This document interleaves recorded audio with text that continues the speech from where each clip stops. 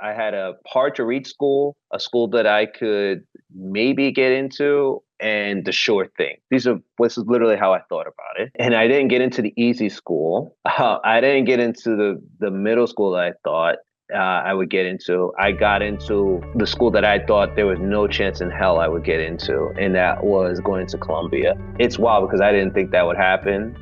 Welcome to Career Cheat Code. In this podcast, you'll hear how everyday people impact the world through their careers. Learn about their journey, career hacks, and obstacles along the way. Whether you're already having the impact you want or are searching for it, this is the podcast for you. So, Keldy, welcome to the show. What's going on, man? I'm doing well. Thanks for having me. Yeah, appreciate you coming on and taking some time to talk about your path, man. So let's dive right in. Let's tell the world what it is you do for a living. Sure. So I am a reporter at a organization called Axios, and I cover race and justice. Basically, what that means is I follow up on ongoing efforts to reform police in the U.S., specifically how that drives racial equity. And also I cover race. So that covers like a wide variety of things. Awesome. And is this what you always wanted to do? Absolutely not. Absolutely not. No, I think I didn't know what I wanted to do until my last year of college. Yeah, I didn't know. Yeah, I didn't know that until my last year. Okay, so you're a reporter, written reporter, right? Yeah, writing reporter. It's for a new. It's a. It started as a newsletter based. It has a website, but they primarily send their stories through a newsletter, through an email. So if you got an email in the morning, and we pop up in there every so often. Love it. Talk to me about where you grew up, what your upbringing was like, and what you thought you were going to be doing when you were younger. Sure. So I grew up in Eastern Queens, towards Long Island. Yeah, my family's from Dominican Republic. As my parents, specifically my dad, wanted me to get into the medical field because that's where he worked where it continues to work for almost 40 years now. I thought that would be my path as well, and I just realized I didn't want to be in school for that long. Got it. Medical field as in like a doctor or like a nurse, or what was your thought process when you were in high school? Like, okay, if I were to do this, what would that look like? I think my path would have been like I would have had to stay in school for like 10 years just to get into medicine. And I think specifically my dad wanted me to be a doctor or get a PhD or something like that. I just didn't have that mental bandwidth to be in school for that long. Got it. Okay. So talk to me about you being in high school in Queens. So I went to Martin Van Buren High School. It's predominantly Black, Latino, in the school. And, I didn't know what the hell I was doing. I just, was hanging out with friends, just going to school. It was like an extended hangout. And, I just went to school every single day. And it's wild when I think about it.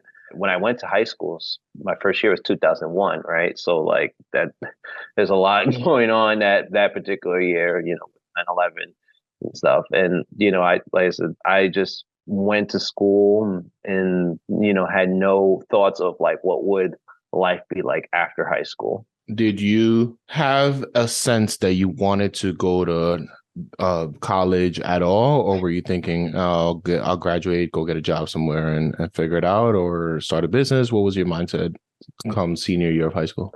My mindset changed a lot after freshman, more towards a sophomore year. And I say that because I had a teacher, funny enough, I still talk to him, who basically was like honing in on my grammar and would always say, you need to, you should become a better writer, get better in learning, in writing, in reading. And funny enough, he was not really that great in grammar, which that's pretty wild to me. And so I knew in my head I was going to go to school or go to college. I just didn't know where or how or what that actually looked like. I just knew that it was going to happen. Like I said, I just ended up applying to a whole bunch of schools. Ultimately, I didn't even start going to a 4-year school. I went to a community college. Where was that? I went to Borough of Manhattan Community College. Okay. And I think that was for me because one, I grew up in Queens.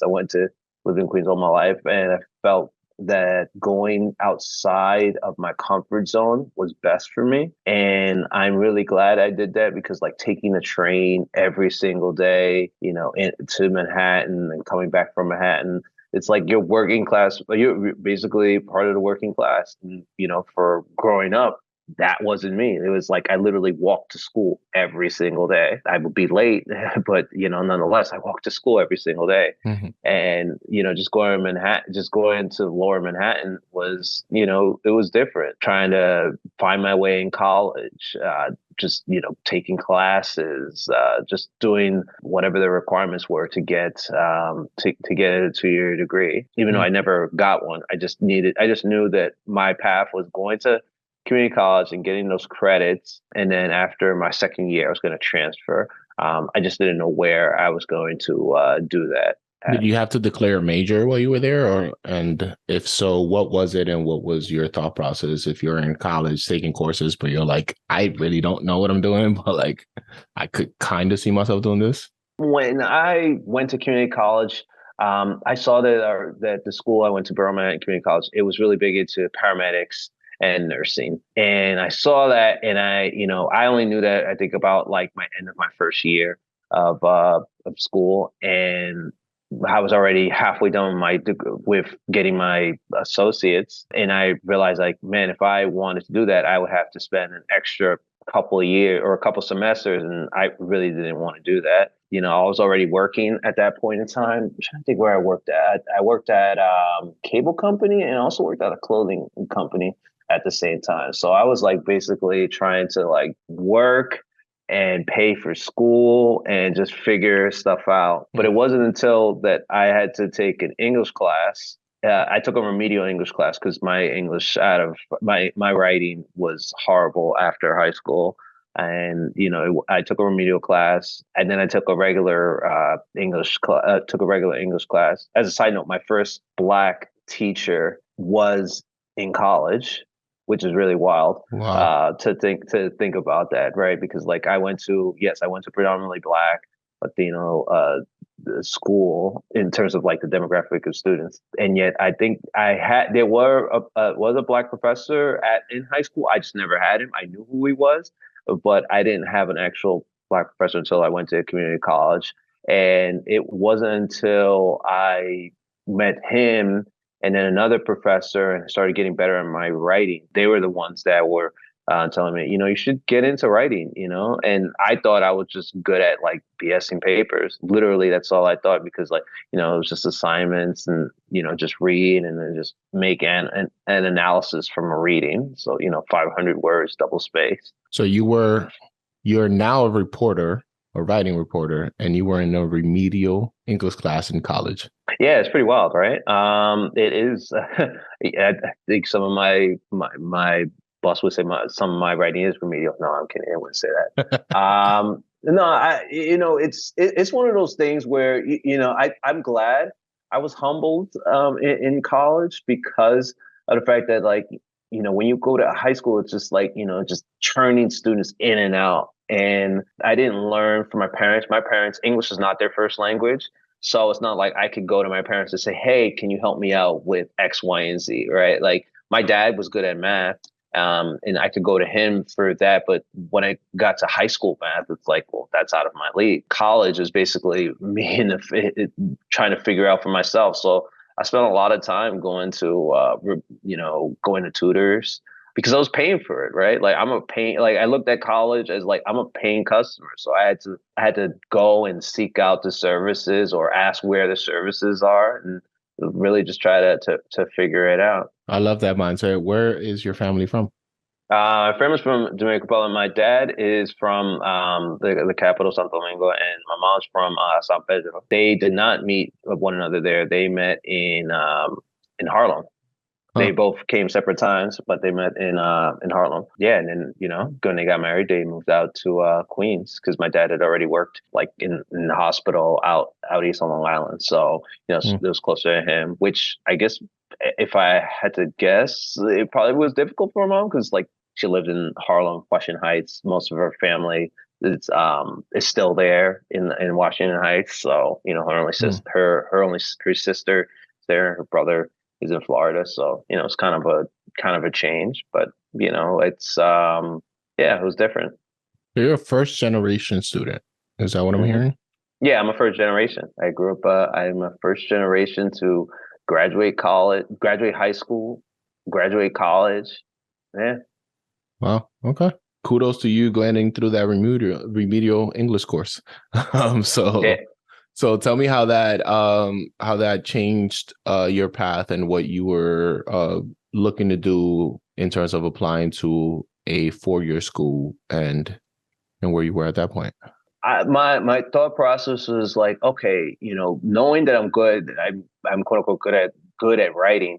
I thought to myself, well, maybe I go to, maybe I become a teacher or something like that. But I thought, do I really want to be an English teacher? It's like, no, I'd rather be a gym teacher. So I thought to myself, where could I go that also would not hurt my pocket like that? Unbeknownst to me that later on it would hurt my pocket going to graduate school. I decided I would go to a CUNY school. So in New York, they have, city universities. I went to Queens College in Queens because it was cheap. It was maybe a 20-minute car ride or train or bus ride. So I figured why not just keep it close? And, I declared my major in English. Okay, so you got there, you declare your major. You already have done 2 years of college, so you're getting there and you're looking to finish out the remaining two. Mm-hmm. Presumably, most of your credits transferred over, and that's how that works. Talk to me about senior year. So you're getting to figure out. Well, first of all, were you part of any clubs or anything in college that like helped shape where you ended up? And if not, or if so, then talk to me about senior year and what your thought process was upon graduation. So when I got to Queens College, I declared English, and also I needed to declare a minor. And I figured, well, let me just pick some writing classes out. Someone, I think a guidance counselor suggested, journalism. Just take a class, see if I like it. If not, I can use that. That can help me toward graduation. If not, I can always declare another minor. So I took a journalism class, and I'll never forget because I ended up working with that college. That professor that I worked with ended up working with him 20, like almost a decade later, which is it's wild to really think about that now. And so I liked the journalism class, and I declared my minor as journalism. There were so many like journalism minors in the class because we also had. Let me take a step back. Also for English, there was also digital media or like media class and media majors, and some if not most of them worked at the student newspaper, which is how I found out about it. And they told me if I were interested, I should just apply or just like walk in and just ask if I'm interested in doing stories. And so I did that. Initially, I started writing about sports because I knew sports. And I thought doing that, I was like, oh, well, maybe I could get into sports journalism, right? Like maybe I thought that would be some type of path. And, I took I did that while going to school, and I was supposed to graduate in 2009, but I held myself back another year because that was the year of it was like when the financial collapse happened. And so, finding jobs were kind of hard at that point. So, I said, why not another year? And I was not going to be in like any like major debt. So I figured, why not? I knew I was gonna get into journalism at some point. I just thought, it'd be a good minor. And I thought English would be, would help me, maybe get a teaching job. I graduated in 2010. Yeah, May of 2010, I graduated. It's fascinating to me how you can take a course that kind of changes the trajectory of your career, right? And you're like, oh, this will be a fun minor, whatever. It'll be something interesting to take. And then all of a sudden you're like, oh, okay, this could work. I can Yeah. see myself being a writer and see myself doing more journalism. So tell me what happens May of 2010 when you're about to graduate and you're like figuring out what life looks like, because I'm assuming you have a family who's very proud of you and very excited to see what you're going to do with this thing that you've been working on for the last couple of years. Yeah, well, I graduate. I went on a nice little trip afterward for myself, and then I come back, and applying to jobs is like, it sucks. I ended up still having my like retail job right after college. Oh, I ended up my first job. It wasn't even a job because I didn't get paid. It was working at a television station that was broadcasting baseball games. So I ended up doing that, and that helped me pique my interest into journalism. And so I told myself, like, all right, if I really want to start doing journalism, I got to figure out a way to get paid to do that. So I ended up like reaching out to folks, like literally just like searching the web and just trying to figure out how to get into journalism. Because most people in that I graduated with ended up like going to grad school. Some of them went straight to, some of them went to Columbia, or some of them went to another CUNY, the graduate school of journalism. So I ended up using my English degree to teach English to people that came to the U.S. that were trying to seek a green card. So I ended up teaching. That helped paid a bit, and I still had the interest with journalism. So after I finished like working at that like TV station for a few brief period, while I'm doing this, we had newspapers coming to our house, and the newspaper we always got was the New York Daily News. And so at the time they put their emails out. So I ended up, just doing like a quick, Google search, and I found like, somebody there that would respond to me. And I said, I'd be interested in writing there. I shot myself in the foot because I was like, well, it's fine if I don't get paid. As a side note, everybody should get paid. You should get paid, period. I just didn't think about it because I was just wanted to figure out a way to get in. I did that. The guy emailed me right away. Said, come to the office. I came in. He said, yeah, you could come work with us for a bit. I worked like maybe once or twice a week, just basically covering whatever was happening in the city, whether it was like some type of a press conference or some trying to talk to witnesses about a unfortunate crime scene. While I'm doing that, I'm like trying to get to know the reporters and, figure out how their path. And the constant theme I kept hearing was, oh yeah, I went to grad school. And I was like, well, okay, well, I guess I'm gonna have to apply. I knew I wanted to apply to grad school. I just didn't know what and where and how I was gonna pay for it. But I took the chance because it was like, well, this is now 2010, and in 2010, close to 2011. I'm like, I'm still not having the job that I want. So I figured, let me do that. I ended up applying to 3 schools. I still remember it. I had a hard to reach school, a school that I could maybe get into, and the sure thing. This is literally how I thought about it. And I didn't get into the easy school. I didn't get into the middle school that I thought I would get into. I got into the school that I thought there was no chance in hell I would get into, and that was going to Columbia. It's wild because I didn't think that would happen. I wanted to go to a CUNY school because I knew it would save money and stuff like that. But I still remember getting to know the admissions guidance person. And it was like, well, I had to take a test to get into the school, like some tests. And they said I didn't do good enough and didn't think I was like a good candidate. And which I thought was wild because I'm like, well, if Columbia is going to take me, certainly the city university I did would take me because, I'm a public school kid. I went to public school. I thought I did decent. And so, I bit the bullet and I went to Columbia, went to the school in 116th Street. Never thought I'd do that, but I did. Well, that's a huge accomplishment for a first generation student, right? To not only be the firstborn here, but then say, you know what, I'm also the first to go to college and the first to get a master's here in the United States, let alone an Ivy League school, right? Like that's huge, right? And you went in there, and it sounds like your life has kind of serendipitously brought you to journalism. and you started doing some gigs and you were like, oh, this is kind of cool.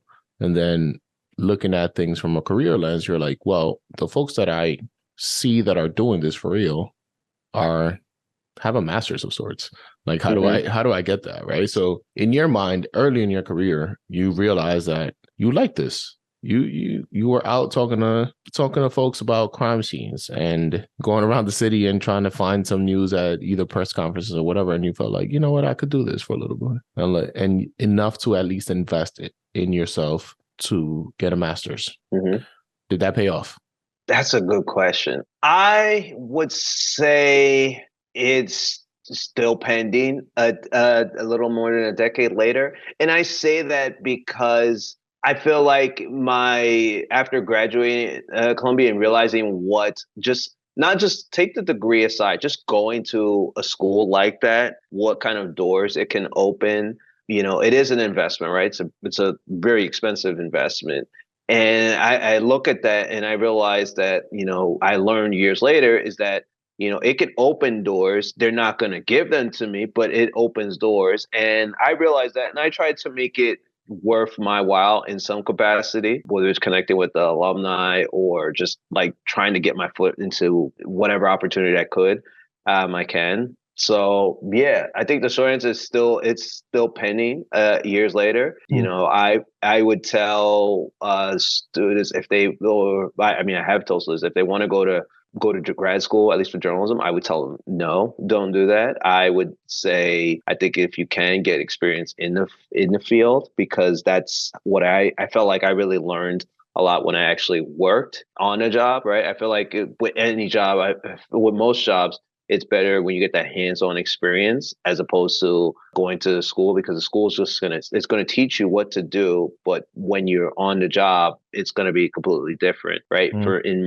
most respects. So yeah, that's what I tell students. And also it's expensive, right? Because it's a lot of money, right? It's an investment. I understand that, I am lucky that I was able to go and, yeah, I'm still paying for it. I'm still paying the student loans, at least till federal government decides we're going to, kick the can and not have us pay. But yeah. Okay. So it sounds like maybe paying off, if so, in installments and increments. It's kind of has its perks on layaway, is what I hear. Yeah, no, of course. I mean, it's like anything. It has its perks, and I'm not mad at it. Like I said, it was fun. I had a great time.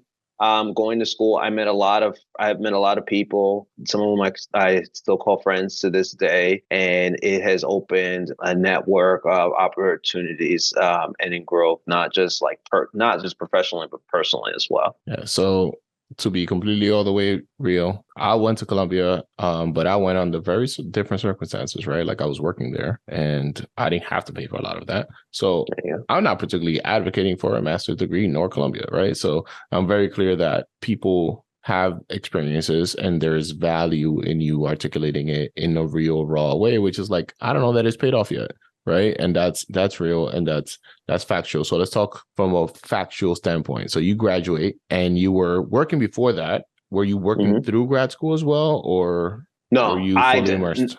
No, I was fully immersed because I thought it's an investment. I have to really be completely focused on this. So, I took out a little bit more money on my loan, and I just had enough to help me survive for that time I was at Columbia. So that was about 10 months. So I figured it was enough to help me survive for that, 10 months, and that worked. And I worked. I felt like it was working because I went to school. Literally, I got there maybe 8, and I didn't get home some nights until 10, 11.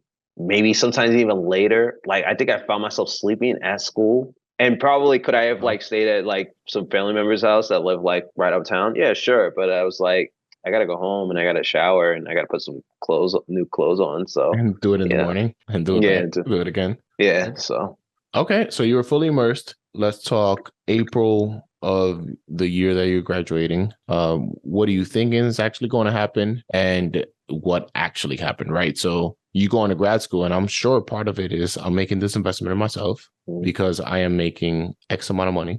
If I get this grad school degree from a place like Columbia, I'll probably come out making Y amount of money. How did that actually materialize, and what did you do immediately after graduation? Oh man, so I grad but I guess prior to graduation, they put they have all the students go to career services, right? Like that's their thing. And they ask you, where do you want to go after grad school? And I told them point blank, anywhere but New York. And my thought process for that is that like I grew up here, right? I'm from New York. Like I know I'm not gonna say I know I like it back in my hand, but it's home, right? Like so all of my family's here. It's still home for me. And my idea with that is that if something were to happen, I get fired. The worst thing happens, I come back to New York. Not that many people are saying, yo, I'm coming. Oh, I got fired. I gotta go back to New York. Like that doesn't happen, right? Like, and so with that, I opened myself to a wide variety of opportunities. They told me about a fellowship that I ended up applying to, and it was I ended up getting it to work at a news organization out in Oregon, in Portland. To be honest, to keep it real, I had no idea what the hell that was. I knew where I knew where California was. I knew where Nevada was. Did not know where Oregon was. I was like, all right, I got to look at the map. I was like, wow, I'm really going out here. Huh? It's pretty far. But, it was up for a challenge. It was like I was going to be there for a summer. Could there be an opportunity that I could stay there longer? Yeah, sure. But like, at least I know at minimum I'm there for the summer. And, it's like Colombia. It was a complete culture shock because here I am, this Black Latino that's from New York, going out to the Northwest, and there's like little to nobody that looks like me. My roommate is from Missouri, and he's from Wyoming. So it's like wild. And in terms of like money, man, I'm trying to think what I made at that time. It had to be somewhere like $600-700 a week, and this is like 2012. This is after getting an Ivy League master's. Right? That's wild, right? Yeah. So paint the picture for me though. Is that livable wage in a place like Oregon versus like in New York City? That sounds like not a lot of money. No, and absolutely not. A place like Portland, I don't know. Does that go far? Were you living in a duplex apartment with a view of the city? Like, what did that get you? No, we stayed in like I think we stayed in like some student housing that we ended up finding like through the news organization. And the money like helped. It like we weren't living lavish, but we weren't poor. So it's like I said, it's humbling, right? I think what I learned to realize is that like there's no guarantees in anything. I mean, the idea is like, yeah, you go to an Ivy League school, you're supposed to, you think you might get X, and that's usually not the case. And right. And also I'm in a field where, it's constantly going through changes. People are leaving, or people are not wanting to do journalism anymore. Right. And, I felt like, I was gonna take a chance. I was still gonna take a chance. I believed in it. I believed that things are gonna work. And I said, why the hell not? And, I did that, and that's it. Suffice to say, I didn't stay there after the summer. I ended up going back to New York and trying to figure out what was next. Okay. What was next? What was next? Trying to get a damn job, man, so I can get some benefits. Because I'm past age where I've covered on my health on my parents' plan, so like I gotta get a job. But my thought process is like, I'll go wherever. Like I don't care. I don't gotta be in New York. And I remember, I'll never forget it. I ended up updating my LinkedIn. This is like a note to anybody. Like use LinkedIn, update your stuff there, because you never know who's watching. I say that because I updated something on my LinkedIn. The editor of a job that I applied to saw that I updated my LinkedIn, reached out to me and asked me if I was interested in a job in Texas, and not just like in like a big city in Texas. We're talking like 2 hours south of Houston, Austin, San Antonio. And I said, you know what? Why not? And it's wild because I think about that, because I stayed maybe 3-4 days there in Texas, in that part of Texas. And I think it was more, the idea was like to understand, like, this is what I would be getting myself into, and for me, it was like kind of scary because I'm like that far away from folks, but also it's exhilarating because I thought like, oh, it's like South Texas. It's, maybe 200 miles from the border. So I can speak Spanish more and improve that a lot. That ended up not being the case because I ended up taking the job, and most of the people that spoke Spanish are like our abuelas and abuelos, which, it is what it is. It was fun. I'm glad I did that. I'm glad I took that chance and went out and out of my comfort zone and went somewhere different. One day I'll say is that my job, the salary, I think it was like it was just under $30,000. Okay. So this is after 2012. an Ivy League degree, Yeah. after some experience, like years before, or some experience before the Ivy League, and then some experience afterwards. You're coming out, you're making 30 grand a year. Mm-hmm. Okay. So first of all, it takes a lot of guts to say, you know what, I'm going to take a job in Oregon. Let's try life. Let's see how that goes. You go to Oregon, you're like, whatever. Let's come back and you're like, all right, let's try Texas now, right? And you go to Texas and you try something different out. What did you see in that role that made you feel like you would learn something that was valuable, or that it would provide a different enough experience that you felt was enough for you to leave home again? I think for me, it's like I think in the Northeast we live in like a bubble, right? Like I learned this like after while I was in Colombia, right? Because you go to a school like that, there are people coming from all different walks of life, not just like domestically, but internationally, right? And that's like a gift and a curse with Colombia. And I say that because I think it was it made me want to see what is life like, right? Like what do people go through in quote unquote real America? Granted, like real America does not like the places I lived in Texas. It's not that many people that look like me, right? Like, and I didn't know some of the things that we would consider now as microaggressions, right? I didn't know. I didn't have that bandwidth to understand it. It was just, some things were said, and I thought about it, and I dusted off. But I say that to say, like, before all that happened, I just wanted to get that experience to be well-rounded as an individual and learn like what's going on, like just learn about different cultures of America, because like it's not, again, I'm a kid from Queens and all I know is like the Northeast, right? Like only trips I take is to Florida, Dominican Republic, right? So like opportunity comes to go somewhere different. Yeah, I'm not making that much money, but is that going to be forever? No, I don't. At least I don't think so at the time. And I figured, why not just take that chance and learn and understand like different cultures. So one, how long did you stay there? And then two, what were you covering? And is it the same thing that you've been covering for your career to that point? No.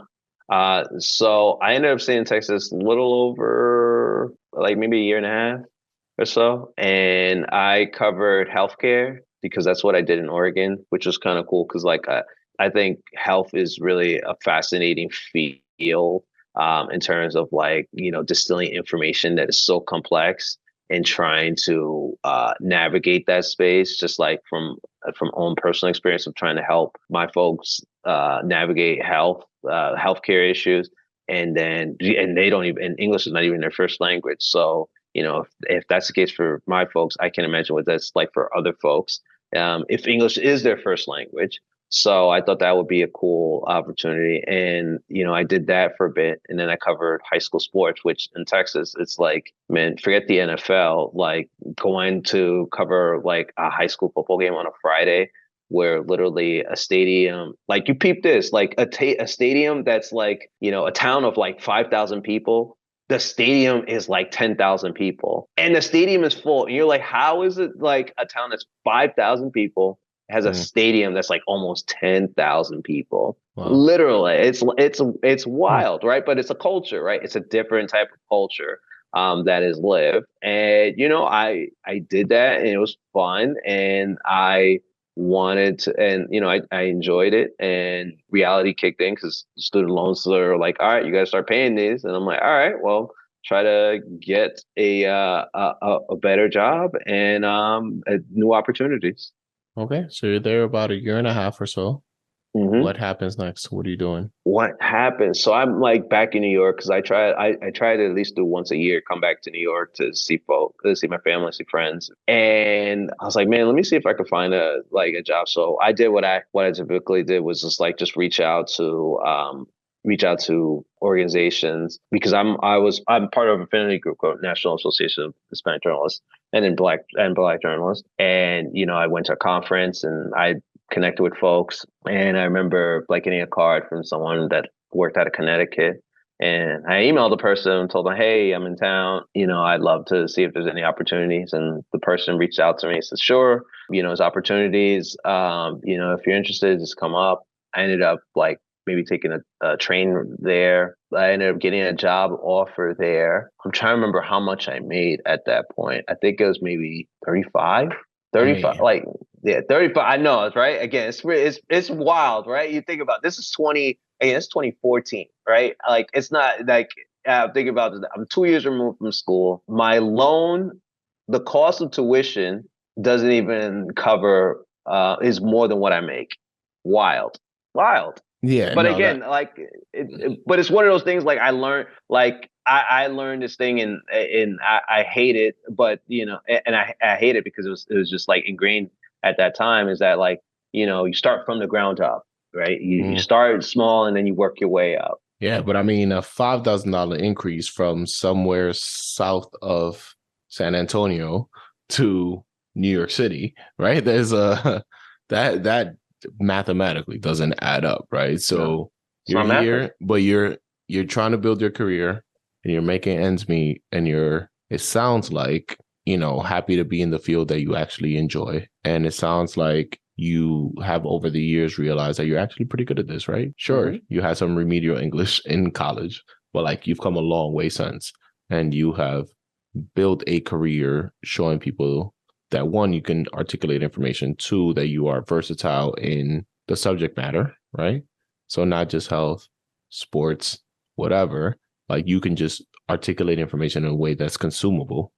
Mm-hmm. So tell me what happens when you're now about to embark on this journey into Connecticut, and like, were you still living in Queens when you did that, or did you fully jump and live in Connecticut? What did that look like? I ended up staying temporarily at home, and then I moved to Connecticut.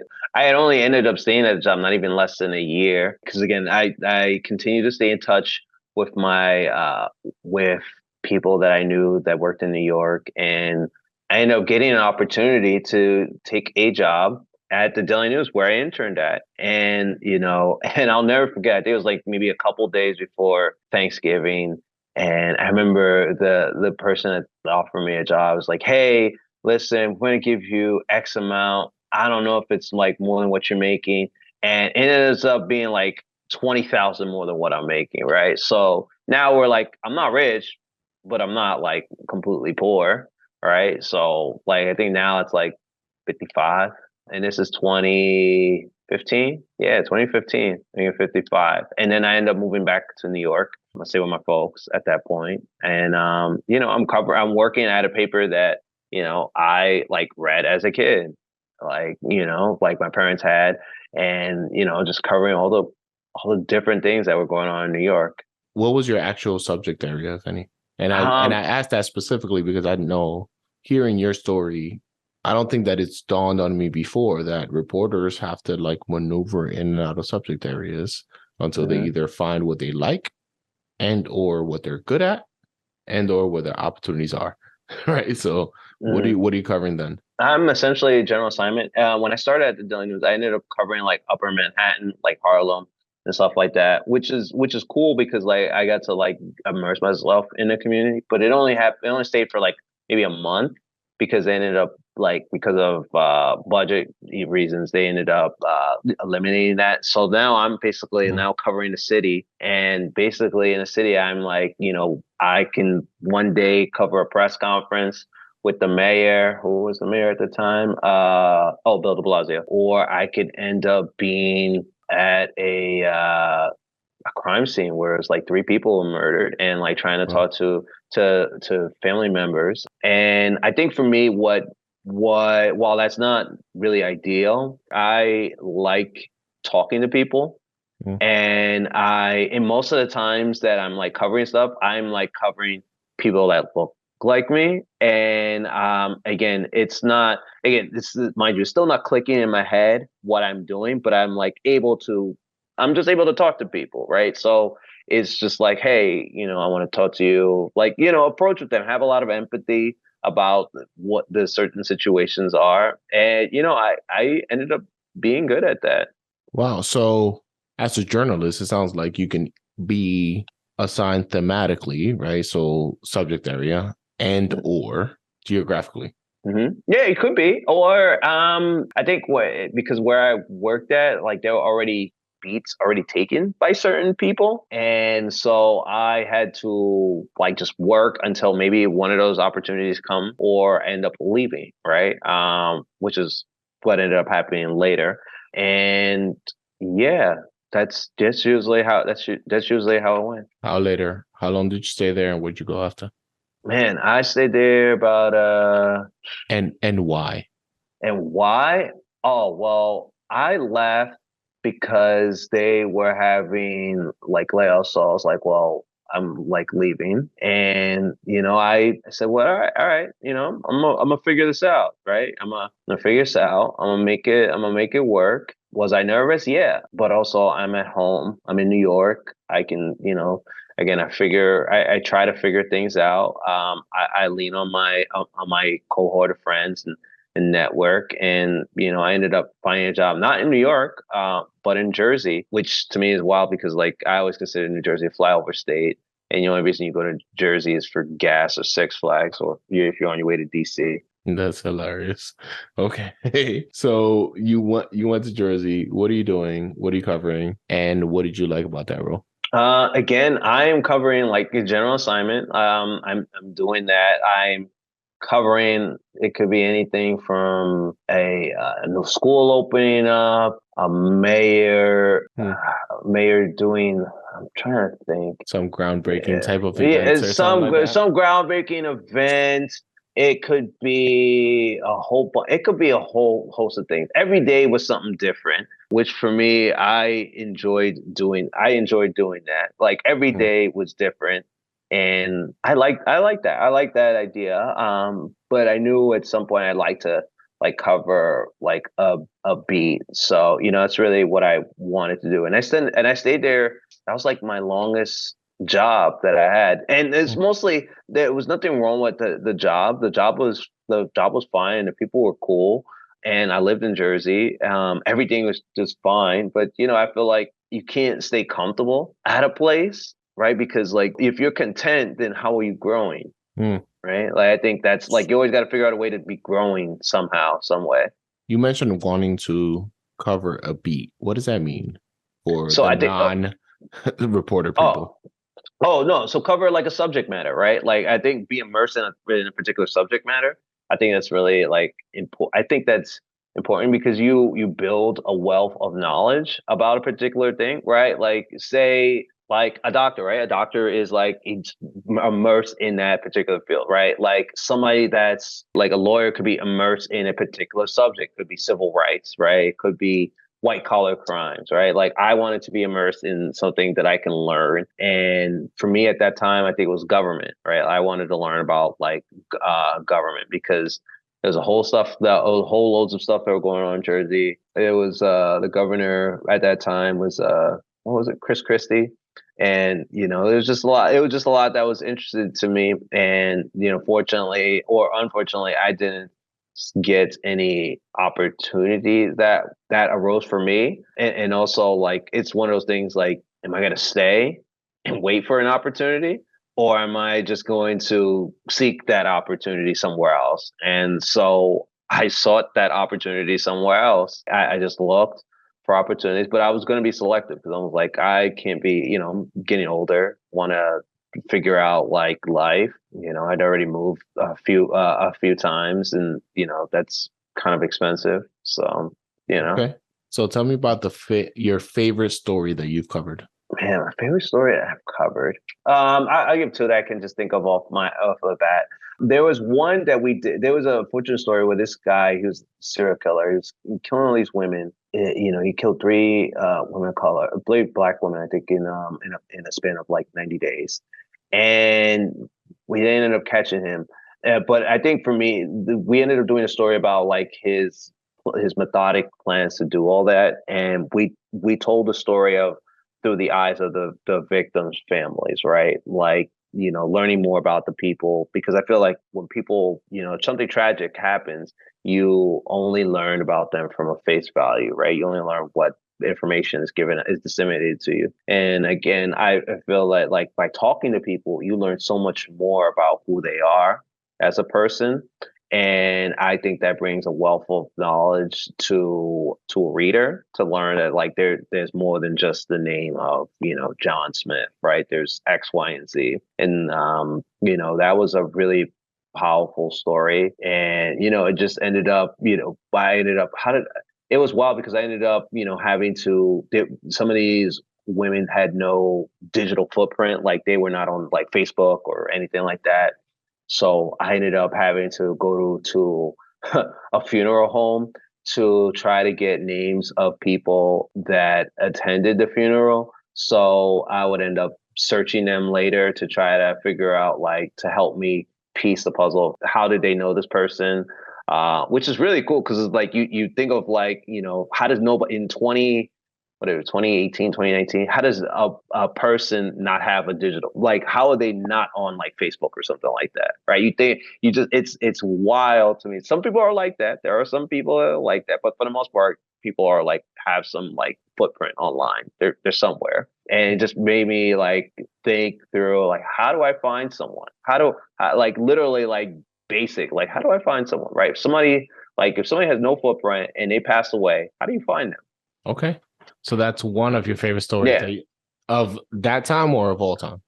No, that's of that time. Of all time, man, of all time, I remember. Oh, I was at the Daily News and I was on vacation. It was more of a staycation. Somebody called me while I was on vacation, and they told me, "Hey, some guys like escaped from prison."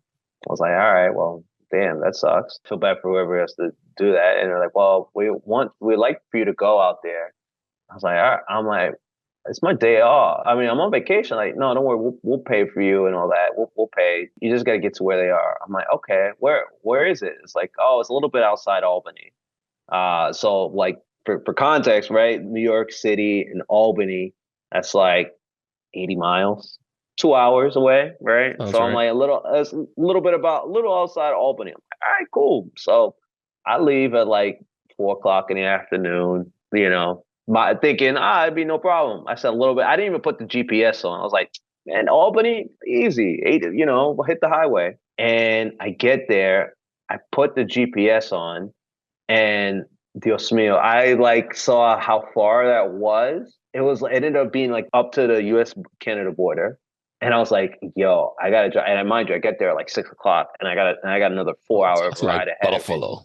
Yeah, essentially Buffalo. It's like Burlington, like the city of Plattsburgh, like right there. And so I ended up being there. And I remember I was told I would be there for like 4 days. I ended up being there on and off for like 14 days and ended up staying in some crappy motel because all the hotels were booked by state troopers that were trying to find the people that escaped from prison. And it was just wild because I'm literally like trying to tell stories of like, last known interactions that people have had with these people that escaped from prison. It was wild to think about that. I hated that story because I was like, I was told I was going to only be there for a couple of days and ended up being there for that while for a longer time. But I look at it and I'm like, man, that's a pretty wild story. No, absolutely. So tell me about the impact that you feel like you're having and why do you do this type of work? I think for me, it's like,